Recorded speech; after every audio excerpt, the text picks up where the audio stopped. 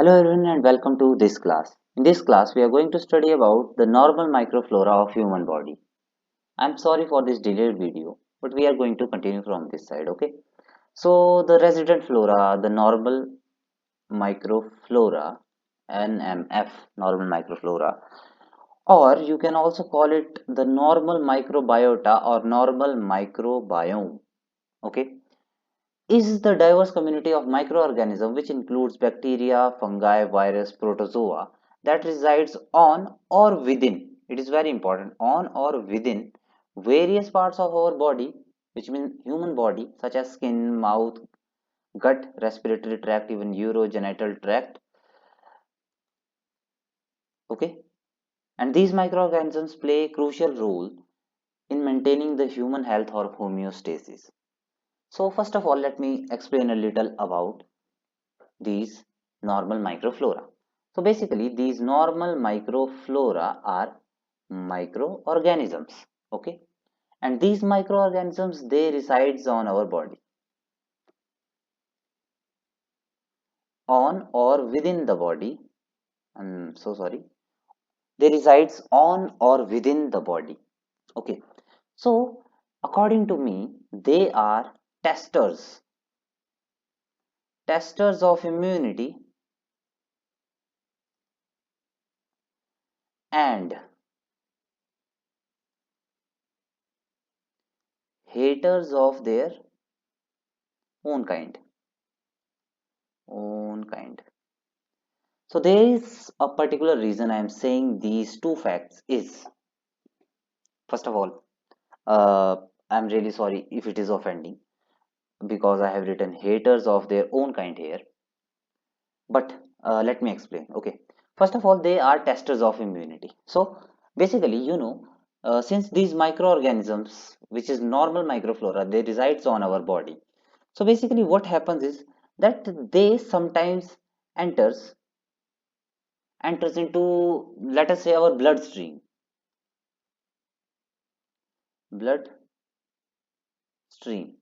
okay?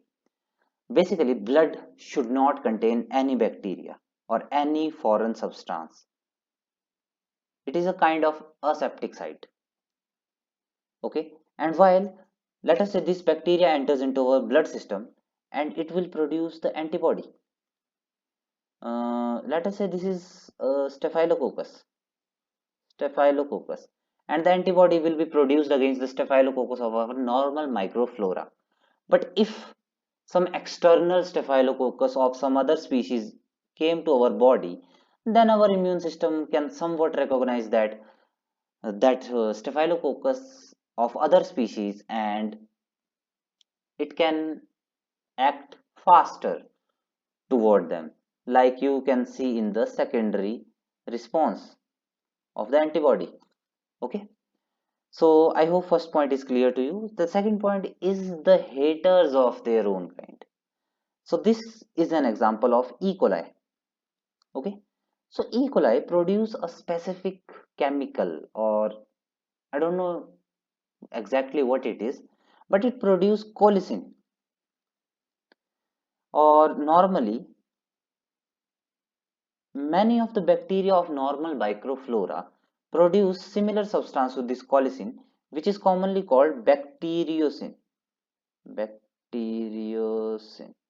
Okay, so this bacteriocin, what it does is, let us say that this bacteria which is producing this colicin, which is E. coli, is strain SOS.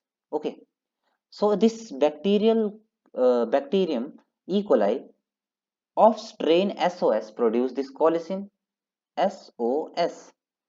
So what happens is, it will kill all other all other bacteria of same species. Let us say some other E. coli comes, E. coli, and here is another E. coli, and here is another E. coli. Okay, so these E. coli enters into our body. So this is SOS, this is SO, and this is OS. I'm just giving the examples. Okay, so what happens is, this colicin will go and affect this and will affect this. It will kill them. but it will not touch this E. coli because this SOS species is the colicins, you can say home species from which the colicins is produced. But this colicin is killing other species of its own kind. So that's why you can say the normal microflora of our body is kind of hater of its own kind. Okay, so that was my explanation of these two points. I hope these two are understandable by you. So we will start with the organs in which this microflora resides. The first of all is skin, then comes mouth and oral cavity, then we have respiratory tract, then we have gastrointestinal tract, then we have urogenital tract, eyes and ears also. So we are going to study about the microflora which are commonly found in them. Okay, I'm not going to explain the structure or anything of these microorganisms which are found in them, but we will mainly know about the names of which three or four microorganisms are commonly present in the particular area of our body. So first we will start with the skin. So the first microorganism on the skin is Staphylococcus epidermidis.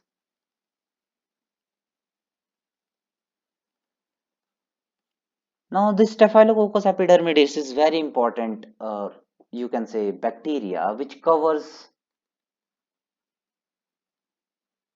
most of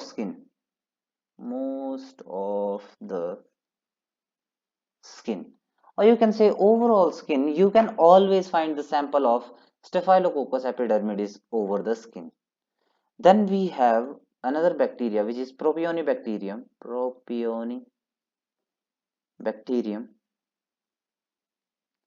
acne. Yes, you heard right.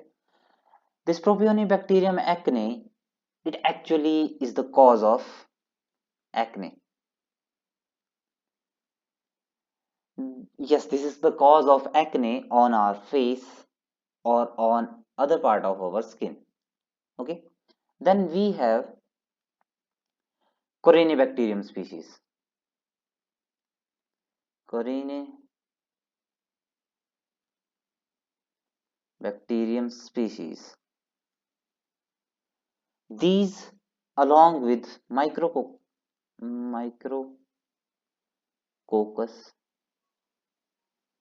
species,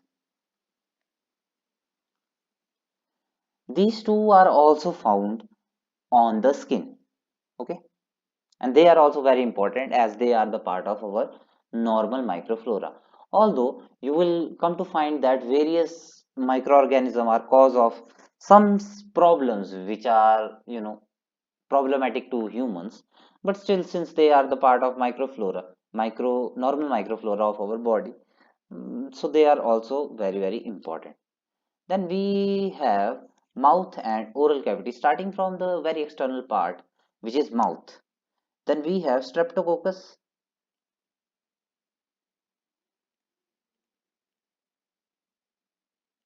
mutans. So these Streptococcus mutans are basically major cause of cavities in your tooth, teeth, whatever. Okay, so they will cause cavity. So a tip to the children is please don't eat sugar based chocolates. Every chocolate that kid enjoy is basically sugar, and since it is combined with chocolate and other substances, so it can stick to your teeth, and it will not get removed easily, and that will also increase this S mutants in your mouth and will cause cavities, and cavities, they hurt. I do had one. So another one is Streptococcus salivarius. Streptococcus salivarius. Okay. So this, it resides in saliva and tongue. Okay. After this comes Lactobacillus species. Lactobacillus species. Now, lactobacillus species is very important because oral health, because it is one of the main contributor in the oral health of our body. Lactobacillus species, okay, and not just in mouth, but you will see the mention of lactobacillus species in other parts of our body also. Okay, then we have fusobacterium species. Fusobacterium species. Now, these fusobacterium species are found in the moist parts of our body.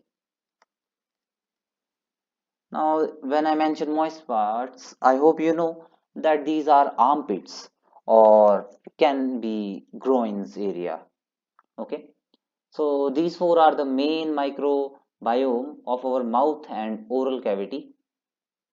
Well, fusobacterium species, since they are found in moist part of our body, I know they are found in armpits, but mouth is also a little moist and they can be found in mouth also.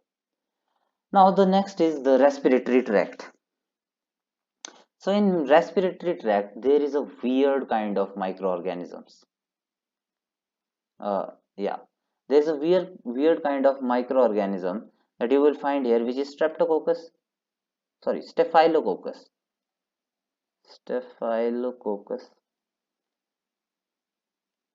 aureus. Yes, you have heard it right. The Staphylococcus aureus is pathogenic, but the Staphylococcus aureus is found in respiratory tract as the normal microbiome. Then we have Streptococcus pneumoniae. I'm only writing strep here, Streptococcus pneumoniae. And apart from Streptococcus pneumoniae, we have Haemophilus influenza. Now, this pneumonia and influenza, as you know, are the common problems of our respiratory tract. But still, these two are the one of the important microbiome or microbiota of respiratory tract of our body. Now, moving on to gastrointestinal tract, we have E. coli. I hope I don't have to introduce much about E. coli here because I just explained E. coli as an example of haters of their own kind because they produce colicin, which go against other species. I mean, other strains. Okay, okay. Oh, sorry. That SOS I was explaining was strain of that species. Okay. I'm so sorry. I must have said species there. So the next is bacteroid species. Bacteroid species. It is also found in the gastrointestinal tract. Then we have again lactobacillus species. Lactobacillus. Lactobacillus species. And we have Clostridium.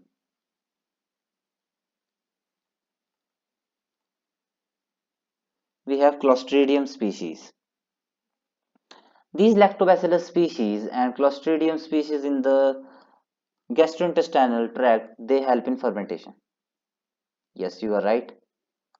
You know that some lactobacillus species like Lactobacillus acidophilus, they are very good in producing acids. Similarly, Clostridium species can also help in fermentation. And also, these bacteroid species in the gastrointestinal are responsible for digestion. Okay, don't forget this bacteroid species because it is very important. Yeah, it is very important. Okay, the next is the fifth one, which is urogenital tract. So urogenital tract is again very important, and we will start with the lactobacillus. Lacto, yeah, lactobacillus species. This is very important because it help and maintain the pH of the urogenital tract, and it maintain it in such a constant pH that other bacteria or pathogens will not easily enter the urogenital tract. So basically, it is a very good protector, or you can say gatekeeper of the urogenital tract. Then we have Staphylococcus saprophyticus.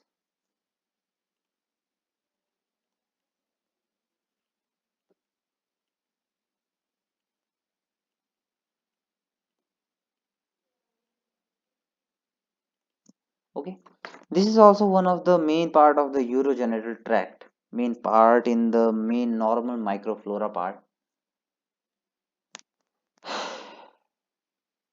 Okay, and after that, which bacterium is left? It was, yeah, it was Corynebacterium.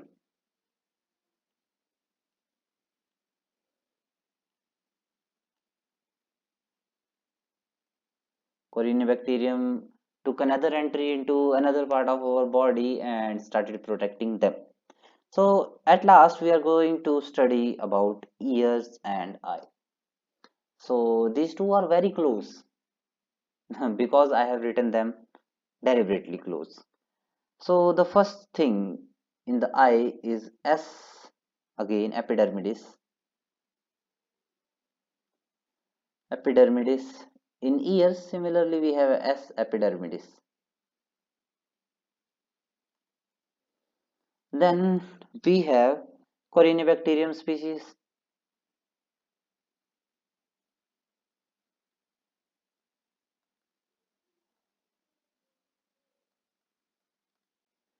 Then here we also have Corynebacterium species.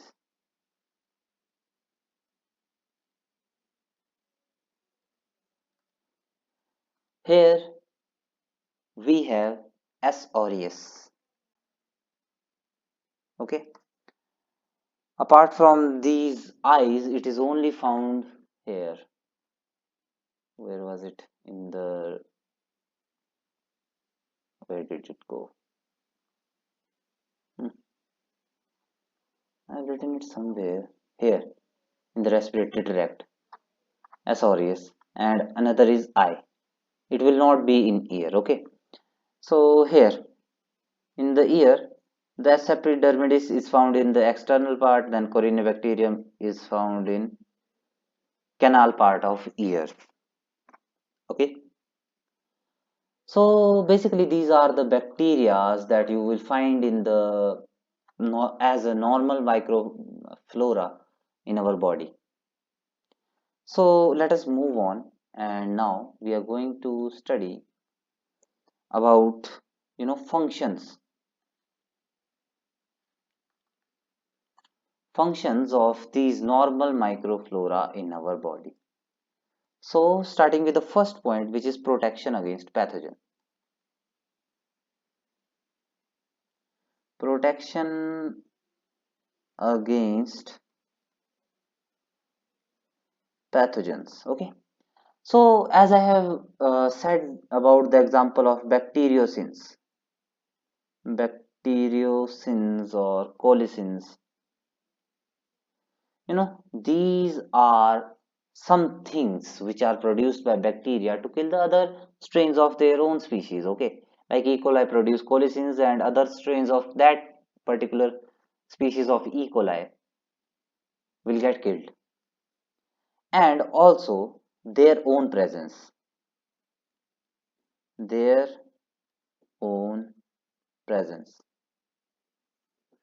which is presence of normal microflora. So these the presence of normal microflora. I'm really sorry. The presence of the normal microflora will always hinder the colonization of foreign species on our body. So if other foreign species will not colonize it, so obviously that is protection against external or other pathogens which might harm our body. Then we have immune system development. Immune system development. As I have told you that sometimes our normal microflora slips into body, inside the body where it should not be present, where any bacteria should not be present basically. And this in turns, you know, trigger trigger the immune system.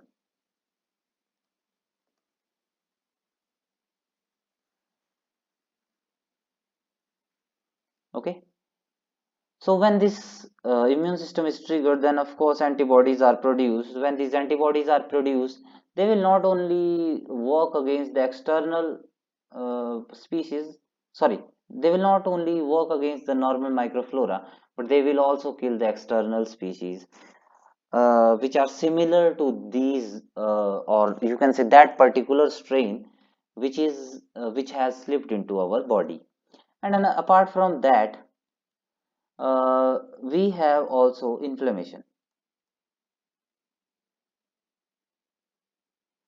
Now it is said that our normal microflora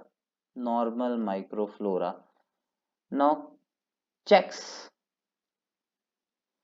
checks the inflammation. Okay, so let us say we have this arm and we got a cut, so here inflammation will occur. Okay, but microflora, the normal microflora of our body, only let this part get inflamed. It sometimes help the other, parts of our body, so that the inflammatory effects won't reach them. That is very helpful, and that is can be considered as a part of regulatory mechanism or regulatory system, which is immune system development. Okay, so let us move to the third point, which is digestion and nutrition. Digestion and nutrition. So first of all, let us talk about digestion. As I have told you that some lactobacillus species, some lactobacillus species, what they do is they help in fermentation. So apart from lactobacillus, we also have clostridium.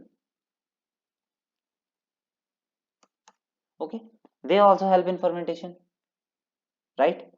So which is a part of digestion, of course. There are some bacteria which help break down our food into some simpler compounds which can be absorbed easily by our body, right? So they will basically provide nutrition. Now we also have some bacteria which produce essential vitamins like vitamin K. Okay, this is essential vitamin. So this essential vitamin is fulfilled by those bacteria, as you can say. Now let us move to the fourth point, which is metabolic function. Metabolic function. Now you must be thinking that what is the metabolic function doing here? Okay, so basically, metabolic function is anabolism plus catabolism. All right. So anabolism is, building up, and catabolism is breaking down.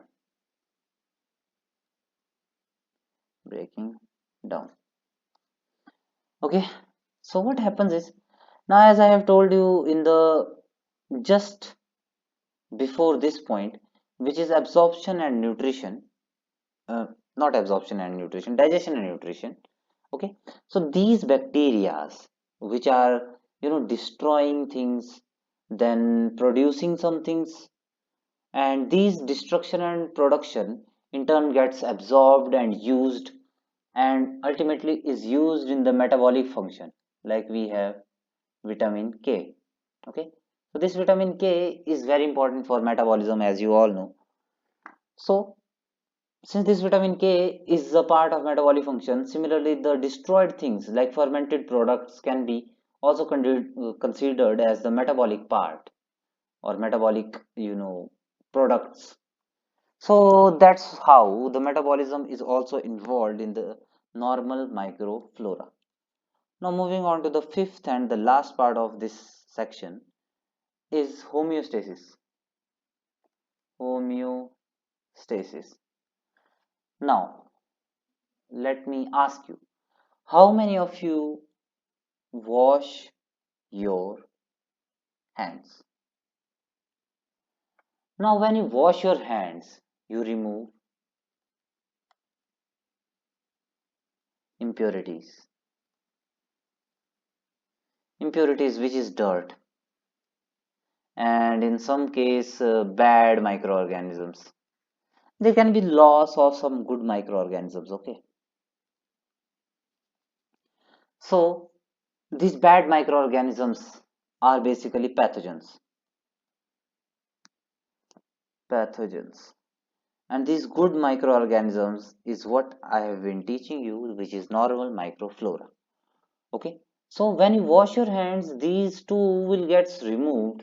Okay, but since normal microflora is considered a part of your body, it will not get removed that easily. It is a part of your body, it is attached to your body. Yeah, there might be case that some of them might get removed, but the major population of them will still be on your hands. Okay, but if you use strong sanitizers, strong sanitizers or alco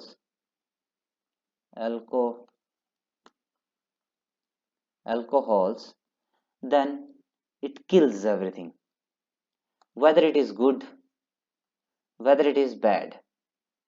Okay, so basically what we need to do is we have to preserve our good bacteria in order to, you know, maintain that homeostasis. As I have told you that, let us say this is skin and these are good bacteria on our skin.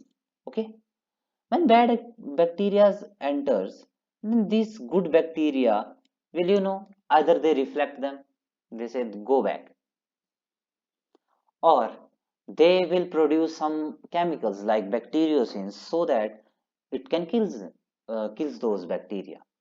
As you know that whenever a person gets pathogen, then they will get ill, right? So when they get ill, what happens? You always I think you know what happens when you get ill, that when you get ill, it is not good. All your body functions very bad, and it is very harmful to the all parts of your cells. So these microorganisms, which is normal microflora, help maintain the homeostasis of your body, right? So it is very important to help maintain your normal microflora. So also before leaving, I should tell you what disrupts this normal microflora. So the first thing which disrupts is poor diet. You should always consider a balanced diet to your body, because balanced diet contain good nutrition. Good nutrition is very good for your health, is very good for your good bacteria, because these good bacteria should bloom, you know, so that they can protect. I have told you five main reasons why they are very very important to our body. Okay, so this poor health, poor diet can disrupt these normal microflora. The second part is the illness itself. Illness, any kind of illness, right? You know, if you get ill, it not only just affect your cells, but it also affect the microorganisms or normal microflora which is present on your body. So it is very important that, you know, you should protect yourself and get cured of illness as soon as possible. And the third point is antibiotics. Now these antibiotics are the medicines which are produced from bacteria or microorganism itself. Not just bacteria, can be produced from fungus or other organisms also. So antibiotics are the medicines which are produced by microorganisms in order to kill other microorganisms. But if you take these antibiotics in an uncontrolled way or without the prescription of your doctor, then you can say that these antibiotics can kill your own normal microflora. So it is very important to preserve your normal microflora. That's it for this video. Thank you very much and see you soon.